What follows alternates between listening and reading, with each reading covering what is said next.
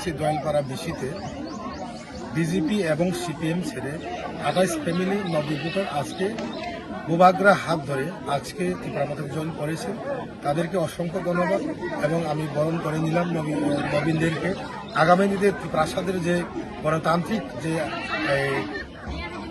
গণতান্ত্রিক যে পরিপ্রেক্ষিতে যে আমাদের যে আদায় এবং আমাদের যে দাবি সেটা পাওয়ার জন্য তারাও আমাদের সঙ্গে একসঙ্গে চাপিয়ে পড়বে।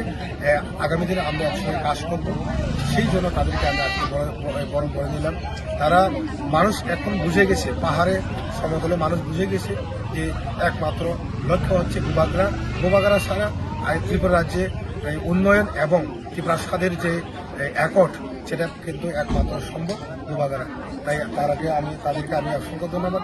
আগামী দিনে আরও এখানে বিজেপি এবং সিপিএম ছেড়ে ত্রিপুরাপথে এবং বুবাগ্রা ছায়ার নিচে সবাই আসবে এই আশা আমি রাখছি।